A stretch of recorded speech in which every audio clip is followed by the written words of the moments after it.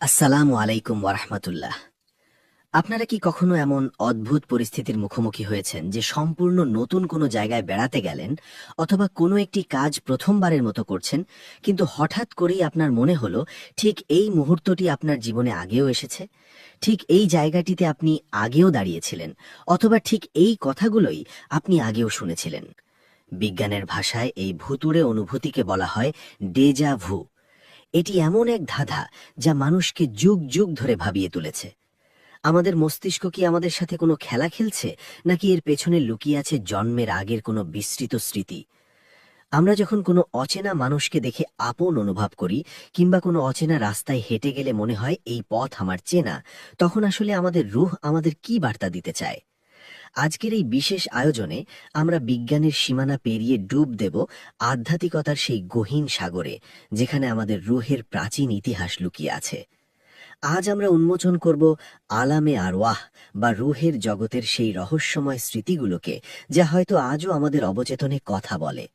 এই রহস্যের জট খুলতে হলে আমাদের ফিরে যেতে হবে মহাকালের শুরুতে, এমন এক সময় যখন এই পৃথিবী ছিল না, এই আকাশ ছিল না, এমনকি আমাদের এই শরীরও ছিল না। ছিল শুধু আমাদের রূহ বা আত্মা। ইসলামী আকিদা ও কুরআনের ভাষ্য মতে আমরা কেউই এই পৃথিবীতে নতুন নই। আমাদের এই দেহটি নতুন হতে পারে, কিন্তু আমাদের রূহ বা আত্মা হাজার হাজার বা কোটি বছর পুরনো। পবিত্র কুরআনের সূরা আল আরাফের ১৭২ নম্বর আয়াতে মহান আল্লাহ এক বিস্ময়কর ঘটনার কথা উল্লেখ করেছেন। সেই জগৎটির নাম আলামে আরওয়াহ বা রূহের জগৎ। আল্লাহ তাআলা আদম আলাইহিসসালামের পিঠ থেকে কিয়ামত পর্যন্ত যত মানুষ পৃথিবীতে আসবে তাদের সমস্ত রূহকে বের করে এনেছিলেন। কল্পনা করুন সেই দৃশ্যটি, যেখানে কোটি কোটি রূহ এক বিশাল ময়দানে উপস্থিত। কোনো ভেদাভেদ নেই, কোনো শরীর নেই, আছে শুধু অস্তিত্বের নূর। সেই বিশাল সমাবেশে আল্লাহ তাআলা সমস্ত রূহকে একত্রিত করে একটি মাত্র প্রশ্ন করেছিলেন। তিনি জিজ্ঞেস করেছিলেন, আমি কি তোমাদের রব বা পালনকর্তা নই? সেই মুহূর্তে প্রতিটি রূহ এক বাক্যে এবং এক সুরে উত্তর দিয়েছিল, হ্যাঁ, অবশ্যই আপনি আমাদের রব, আমরা এ বিষয়ে সাক্ষ্য দিলাম। এই ঘটনাটিকে বলা হয় আলাস্তে রাব্বিকুম বা রবের সাথে রূহের প্রথম চুক্তি। মুফাসসিরগণ বলেন, এটি ছিল আমাদের অস্তিত্বের প্রথম সচেতন মুহূর্ত। সেই দিন আমরা আল্লাহকে দেখেছি, তার কথা শুনেছি এবং সত্যের সাক্ষ্য দিয়েছি। সেই স্মৃতি আমাদের রূহের হার্ড ডিস্কে বা মেমোরিতে গভীরভাবে খোদাই করে দেওয়া হয়েছে। কিন্তু যখন একটি রূহ মায়ের গর্ভে আসে এবং দুনিয়ার আলো বাতাস স্পর্শ করে, তখন দুনিয়ার চাকচিক্য ও বস্তুবাদী পর্দার আড়ালে সেই স্মৃতি ঢাকা পড়ে যায়। মানুষ ভুলে যায় তার সেই আদি ওয়াদার কথা। তবে বিস্ময়কর ব্যাপার হলো, ভুলে গেলেও সেই স্মৃতি একেবারে মুছে যায় না। সুফি সাধক ও ইসলামিক স্কলারদের মতে ডেজা ভু হল সেই আদি স্মৃতিরই এক ঝলকানি। যখন আমরা দুনিয়াতে এমন কোনো দৃশ্যের মুখোমুখি হই যা সেই রূহের জগতের কোনো অভিজ্ঞতার সাথে মিলে যায়, তখন আমাদের রূহ কেঁপে ওঠে। রূহ চিৎকার করে বলতে চায়, আমি এই দৃশ্য চিনি বা আমি এই অনুভূতির সাথে পরিচিত। কিন্তু আমাদের মস্তিষ্ক যেহেতু সেই জগৎটি দেখেনি, তাই সে বিভ্রান্ত হয়ে পড়ে এবং একে ডেজা ভু বলে আখ্যায়িত করে। হতে পারে আপনি যখন কোনো পাহাড় বা সাগরের সামনে দাঁড়িয়ে অনুভব করেন যে আপনি এখানে আগেও এসেছেন, তা আসলে আপনার রূহের সেই কোটি বছর আগের কোনো স্মৃতি, যা ক্ষণিকের জন্য জাগ্রত হয়েছে। আমরা মূলত এক একজন মুসাফির, যারা নিজেদের বাড়ি ভুলে গিয়েছি, কিন্তু পথের পরিচিত চিহ্নগুলো দেখলে আমাদের মন আনচান করে ওঠে। এই যে রূহের জগৎ, সেখানে কি আমরা একে অপরের অপরিচিত ছিলাম, নাকি সেখানেও আমাদের বন্ধুত্ব ছিল? কেন কিছু মানুষকে দেখলেই মনে হয় তাকে জনম জনম ধরে চিনি? আপনারা কি কখনো ভেবে দেখেছেন, কেন কোনো একজন অচেনা মানুষের সাথে প্রথম সাক্ষাতেই আমাদের মনে হয় তাকে যেন আমরা বছরের পর বছর ধরে চিনি? আবার কাউকে দেখলেই কোনো কারণ ছাড়াই মন বিষিয়ে ওঠে এবং তার থেকে দূরে থাকতে ইচ্ছে করে। আমরা একে কেমিস্ট্রি বা ভাইব মেলা বলি, কিন্তু এর শিকড় আসলে অনেক গভীরে প্রথিত। এই যে ভালো লাগা বা মন্দ লাগার অনুভূতি, এটি ল্যাবরেটরিতে তৈরি হওয়া কোনো রাসায়নিক বিক্রিয়া নয়, বরং এটি হল আমাদের রূহের সেই আদি ইতিহাসের পুনরাবৃত্তি। সহিহ বুখারী ও মুসলিম শরীফে রাসূলুল্লাহ সাল্লাল্লাহু আলাইহি ওয়াসাল্লাম এক বিস্ময়কর হাদিসের মাধ্যমে এই রহস্যের সমাধান দিয়েছেন। তিনি বলেছেন, রূহ বা আত্মারা হল একদল সমবেত সৈন্যের মতো। সেখানে, অর্থাৎ সেই রুহের জগতে, যারা একে অপরের সাথে পরিচিত বা ঘনিষ্ঠ ছিল, দুনিয়াতে আসার পরেও তাদের মধ্যে মিল ও ভালোবাসা তৈরি হয়। আর যারা সেখানে একে অপরের অচেনা বা বিরোধী ছিল, দুনিয়াতেও তাদের মধ্যে মতবিরোধ ও দূরত্ব তৈরি হয়। এই হাদিসটি আমাদের মানব সম্পর্কের এক নতুন দিগন্ত উন্মোচন করে। কল্পনা করুন সেই আলামে আর ওয়াহার দৃশ্য, যেখানে বিলিয়ন বিলিয়ন রূহ উপস্থিত। সেখানে সব রূহ এলোমেলোভাবে ছড়িয়ে ছিটিয়ে ছিল না, বরং তারা তাদের স্বভাব এবং চরিত্র অনুযায়ী আলাদা আলাদা দলে বিভক্ত ছিল। যারা নেককার ও পবিত্র রূহ, তারা একে অপরের প্রতি আকৃষ্ট হয়েছিল, এবং যারা অন্ধকার বা পাপাচারী রূহ, তারা তাদের মতো সঙ্গীদের খুঁজে নিয়েছিল। সেই জগৎটি ছিল নির্ভেজাল সত্যের জগৎ, সেখানে কোনো মুখোশ ছিল না। তাই যার রূহ যতটা আলোকিত, সে ততটা আলোকিত রূহের সাথেই বন্ধুত্ব স্থাপন করেছিল। আজ পৃথিবীতে যখন আমরা বলি লাভ অ্যাট ফার্স্ট সাইট, বা প্রথম দেখাতেই প্রেম, অথবা কারো সাথে কথা বলেই মনে হয় সে আমার সোলমেট, তখন আসলে আমরা আমাদের সেই হারিয়ে যাওয়া বন্ধুকেই খুঁজে পাই। এটি নতুন কোনো পরিচয় নয়, বরং এটি হলো সেই কোটি বছর আগের বন্ধুত্বের পুনর্মিলনী। ডেজা ভুর ক্ষেত্রেও এই বিষয়টি অত্যন্ত প্রাসঙ্গিক। আপনি হয়তো কোনো এক ভিড়ের মধ্যে হাঁটছেন, হঠাৎ কারো চোখের দিকে তাকিয়ে আপনার মনে হলো, এই চোখ আমি চিনি। বিজ্ঞান বলবে এটি আপনার মস্তিষ্কের নিউরনের ভুল সংকেত, কিন্তু আধ্যাত্মিকতা বলে এটি আপনার রুহের সিগন্যাল। আপনার রুহ সেই মানুষটিকে চিনে ফেলেছে, যার সাথে রুহের জগতে আপনার কথোপকথন হয়েছিল, বা যার পাশে আপনি দাঁড়িয়েছিলেন। আমাদের শরীর হয়তো ভুলে যায়, কিন্তু রুহ কখনো ভোলে না। সে তার আপনজনকে চুম্বকের মতো আকর্ষণ করে। ঠিক একইভাবে যখন কাউকে দেখে আমাদের অকারণে রাগ হয় বা বিরক্ত লাগে, তখন বুঝতে হবে রুহের জগতে এই ব্যক্তিটি হয়তো আমাদের বিপক্ষ দলে ছিল, বা আমাদের রুহ তার রুহ থেকে দূরে অবস্থান করছিল। তাই দুনিয়াতে জোর করে সম্পর্ক তৈরি করা যায় না, কারণ রুহের মিল না থাকলে শরীরের মিল দিয়ে সম্পর্ক টিকিয়ে রাখা অসম্ভব। এই যে রুহের জগৎ থেকে দুনিয়ায় আসার ভ্রমণ, এটি এক দীর্ঘ প্রক্রিয়া। রুহ যখন সেখানে ছিল, তখন সে ছিল মুক্ত ও স্বাধীন, কিন্তু তারপর তাকে পাঠানো হলো মায়ের গর্ভে। সেখানে সে একটি নতুন খাঁচায় বন্দী হল। গর্ভাবস্থায় যখন একটি শিশুর শরীরে রুহ ফুঁকে দেওয়া হয়, তখন কি তার সাথে নতুন কিছু ঘটে? তখন কি তার তকদির বা ভাগ্য লেখার সময় তাকে তার পুরো জীবনের একটি ট্রেলার বা ঝলক দেখানো হয়? অনেকেই দাবি করেন ডেজা ভু হল সেই গর্ভকালীন সময়ে দেখা ভবিষ্যতের স্মৃতির প্রতিফলন। মায়ের পেটে থাকাকালীন ফেরেশতারা যখন আমাদের ভাগ্যলিপি চূড়ান্ত করছিলেন, তখন আসলে আমরা কি দেখছিলাম? এবং সেই দেখা, মায়ের গর্ভ হল মানব জীবনের প্রথম ট্রানজিট পয়েন্ট, যেখানে রুহ এবং শরীরের মিলন ঘটে।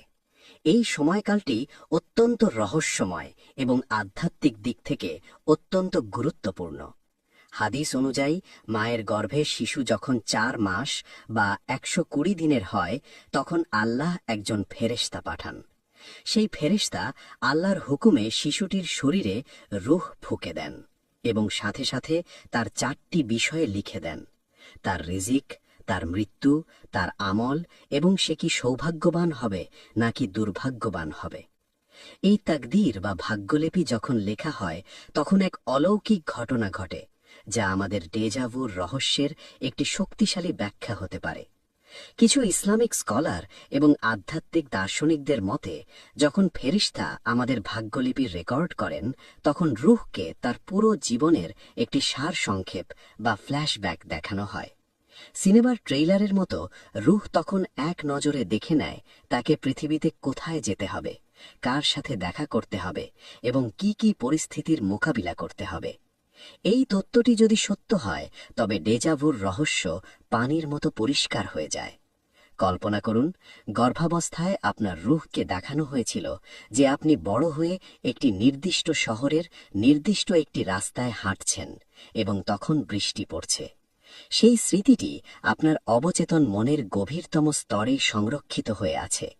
20 বা 30 বছর পর বাস্তবে যখন আপনি ঠিক সেই রাস্তায় বৃষ্টির মধ্যে হাঁটছেন, তখন আপনার সাবকনশিয়াস মাইন্ড বা অবচেতন মন হঠাৎ করে সেই পুরনো ফাইলটি ওপেন করে ফেলে। ফলে আপনার মনে হয়, এই দৃশ্য আমি আগেও দেখেছি। আসলে আপনি দেখেছেন, কিন্তু বাস্তবে নয়, বরং আপনার রুহ এটি জন্মের আগেই দেখেছে। একে বলা যেতে পারে প্রিকগনিশন বা প্রাক স্মৃতি। আমাদের জীবনটা যেন একটি স্ক্রিপ্টেড নাটকের মতো, যা আমরা আগেই একবার পড়ে এসেছি, কিন্তু মঞ্চে ওঠার পর ভুলে গেছি। মাঝে মাঝে যখন স্ক্রিপ্টের কোনো লাইন হুবহু মিলে যায়, তখন আমরা চমকে উঠি। এছাড়া আরেকটি বিস্ময়কর বিষয় হল, গর্ভাবস্থায় শিশু কিন্তু সম্পূর্ণ অন্ধকারে থাকে না। আধুনিক বিজ্ঞান বলছে গর্ভাবস্থায় শিশু স্বপ্ন দেখতে পারে, কিন্তু প্রশ্ন হল, বাইরের জগৎ না দেখে সে কিসের স্বপ্ন দেখে? ইসলামী দৃষ্টিকোণ থেকে বলা যায়, রুহ যেহেতু আসমানি জগৎ থেকে এসেছে, তাই সে তার ফেলে আসা সেই জান্নাতি পরিবেশ বা রুহের জগতের স্মৃতিগুলোই হয়তো রোমন্থন করে, অথবা আল্লাহ তাকে ভবিষ্যতের কিছু ইঙ্গিত দেন। হযরত আবু হুরায়রা রাদিয়াল্লাহু আনহু থেকে বর্ণিত হাদিসে রাসূলুল্লাহ সাল্লাল্লাহু আলাইহি ওয়াসাল্লাম বলেছেন, সত্য স্বপ্ন হল নবুয়াতের ৪৬ ভাগের ১ ভাগ। অর্থাৎ স্বপ্নের মাধ্যমেও মানুষ ভবিষ্যতের ইঙ্গিত পেতে পারে। মায়ের গর্ভে থাকা সেই মাসুম বা নিষ্পাপ রুহটি হয়তো আল্লাহর পক্ষ থেকে এমন কিছু ইলহাম বা ইঙ্গিত পায়, যা তার মস্তিষ্কে আজীবনের জন্য গেঁথে যায়। এই যে ভাগ্যলিপি বা তাকদীর লেখার সময় আমাদের সবকিছু ফিক্সড করে দেওয়া হলো, এর মানে কি আমাদের কোনো স্বাধীনতা নেই? অবশ্যই আছে, কিন্তু আল্লাহ যেহেতু সময়ের ঊর্ধ্বে, তাই আমরা ভবিষ্যতে কি করব তা তিনি আগে থেকেই জানেন এবং সেটাই লিখে রেখেছেন। আর রূহ সেই জ্ঞানেরই ছিটে ফোঁটা হয়তো অবচেতনে বহন করে। গর্ভাবস্থার এই অধ্যায়টি শেষ করে শিশু যখন দুনিয়ায় ভূমিষ্ঠ হয়, তখন সে কেঁদে ওঠে। কেন সে কাঁদে? হয়তো সে তার সেই নিরাপদ ও পবিত্র জগৎ ছেড়ে এই পরীক্ষার জগতে আসার কষ্টে কাঁদে, অথবা শয়তানের স্পর্শে কাঁদে। কিন্তু দুনিয়ায় আসার পরেও রুহের ভ্রমণ কি শেষ হয়ে যায়? আমরা যখন রাতে গভীর ঘুমে আচ্ছন্ন থাকি, তখন আমাদের শরীর বিছানায় পড়ে থাকলেও রুহ কি কোথাও ঘুরতে যায়? ঘুমের মধ্যে দেখা স্বপ্নগুলো কি শুধুই মস্তিষ্কের আবর্জনা, নাকি রুহ আসলে ঘুমের ঘোরে ভবিষ্যৎ বা অন্য কোনো জগৎ থেকে ঘুরে আসে, যার ফলে আমাদের ডেজাভু হয়? ঘুম বা নিদ্রা হল মৃত্যুর ভাই।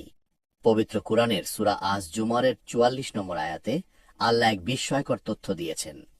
তিনি বলেন, আল্লাহ মানুষের প্রাণ হরণ করেন তাদের মৃত্যুর সময়, এবং যাদের মৃত্যু আসেনি তাদের প্রাণ হরণ করেন ঘুমের সময়।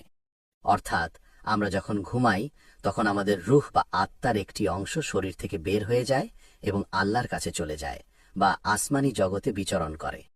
যাদের হায়াত বাকি আছে, তাদের রূহ আল্লাহ আবার শরীরে ফিরিয়ে দেন, আর যাদের সময় শেষ, তাদের রূহ আটকে রাখা হয়। এই আয়াতটি আমাদের ডেজাভু এবং স্বপ্নের রহস্য উন্মোচনের এক বিশাল চাবিকাঠি। আমরা মনে করি ঘুম মানে শুধুই বিশ্রাম, কিন্তু রুহের জন্য ঘুম হল এক ধরনের স্বাধীনতা। সারাদিন শরীরের খাঁচায় বন্দী থাকার পর ঘুমের সময় রুহ মুক্ত পাখির মতো আধ্যাত্মিক জগতে বা আলামে মিসালে ঘুরে বেড়ায়।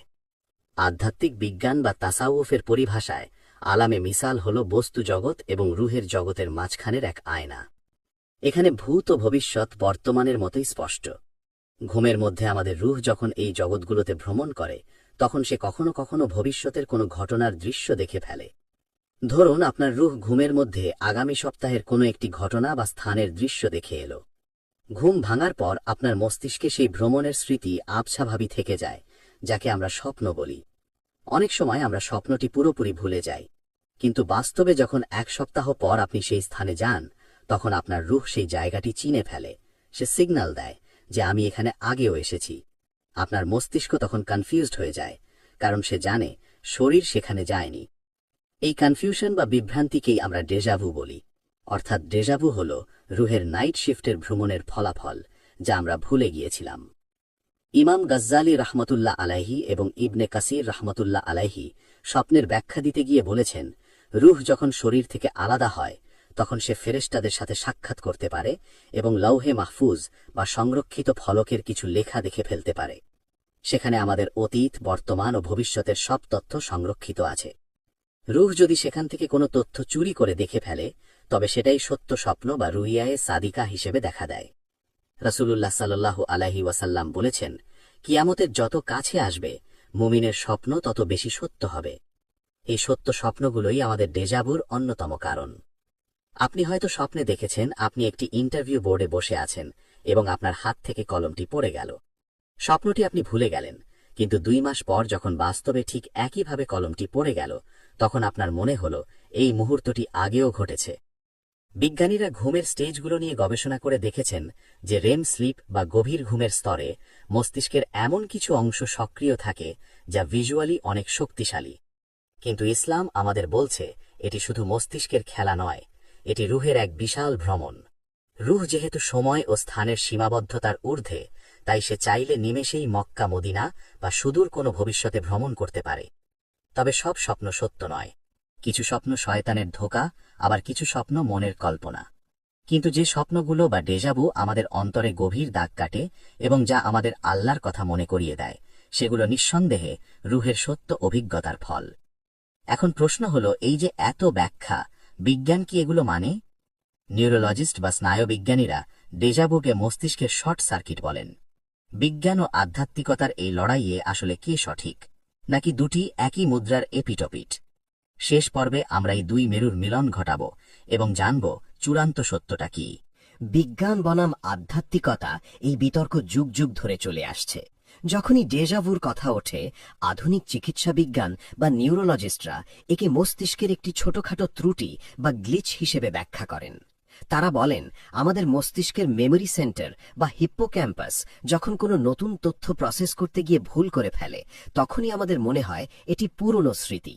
অর্থাৎ চোখের দেখা দৃশ্যটি শর্ট টার্ম মেমোরিতে না গিয়ে সরাসরি লং টার্ম মেমোরিতে চলে যায়। ফলে মস্তিষ্ক ভাবে এটি অতীত কোনো ঘটনা। বিজ্ঞানের এই ব্যাখ্যাটি হয়তো মস্তিষ্কের কার্যপ্রণালী বা মেকানিজম ব্যাখ্যা করে, কিন্তু এটি সেই অনুভূতির গভীরতা ব্যাখ্যা করতে পারে না। কেন একটি গ্লিচ আমাদের এতটা আবেগপ্রবণ করে তোলে? কেন রুহের বন্ধুত্বের মতো ঘটনাগুলো ঘটে, তার উত্তর মাইক্রোস্কোপের নিচে পাওয়া যায় না। অন্যদিকে ইসলাম বা আধ্যাত্মিকতা বিজ্ঞানকে অস্বীকার করে না, বরং বিজ্ঞান যেখানে শেষ হয়, আধ্যাত্মিকতা সেখান থেকে শুরু হয়। ইসলাম বলে মস্তিষ্ক হল হার্ডওয়্যার আর রুহ হল সফটওয়্যার বা বিদ্যুৎ। হার্ডওয়্যারে গ্লিচ হতেই পারে, কিন্তু সেই গ্লিচ কেন হচ্ছে তার পেছনের কারণটি রুহানি। সুফি স্কলাররা বলেন, বিজ্ঞান যা কিছু আবিষ্কার করছে তা আল্লাহর সৃষ্টি জগৎ বা সুন্নাতুল্লাহরই অংশ। মস্তিষ্কের নিউরনের এই খেলা হয়তো রুহের সিগন্যাল রিসিভ করারই একটি পদ্ধতি। যখন রুহ কোনো আধ্যাত্মিক বার্তা পাঠায়, তখন মস্তিষ্ক হয়তো সেটাকে ডেজাভু হিসেবে অনুবাদ করে। তাই বিজ্ঞান ও ধর্ম এখানে সাংঘর্ষিক নয়, বরং একে অপরের পরিপূরক। বিজ্ঞান বলছে কিভাবে হচ্ছে, আর ইসলাম বলছে কেন হচ্ছে। চূড়ান্ত কথা হল, আমরা শুধুই রক্ত মাংসের শরীর নই। আমাদের অস্তিত্ব এই পৃথিবীর সময়কালের চেয়েও অনেক অনেক বেশি প্রাচীন। ডেজাভু বা পরিচিত মনে হওয়ার এই অনুভূতিগুলো আমাদের প্রতিনিয়ত মনে করিয়ে দেয় যে এই পৃথিবী আমাদের আসল বাড়ি নয়, আমরা মুসাফির। আমরা আলামে আরওয়াহ থেকে এসেছি এবং একদিন সেখানেই আমাদের ফিরে যেতে হবে। এই ছোট ছোট স্মৃতি বা ঝলকানিগুলো মহান আল্লাহর পক্ষ থেকে এক ধরনের রিমাইন্ডার বা সতর্কবার্তা। তিনি চান না আমরা দুনিয়ার মায়ায় পড়ে আমাদের আসল পরিচয় বা সেই আদি ওয়াদা ভুলে যাই। যখনই আপনার ডেজাভু হবে, তখন চমকে না গিয়ে ভাবুন, হয়তো আল্লাহ আপনাকে কোনো সংকেত দিচ্ছেন। হয়তো আপনার রুহ আপনাকে বলছে, জাগো, তুমি কোথা থেকে এসেছো তা স্মরণ করো। আমাদের জীবনটা একটি বিশাল ও জটিল পাজলের মতো। রুহের জগৎ, গর্ভাবস্থার তাকদীর এবং ঘুমের ভ্রমণ সব মিলিয়েই আমাদের এই অস্তিত্ব।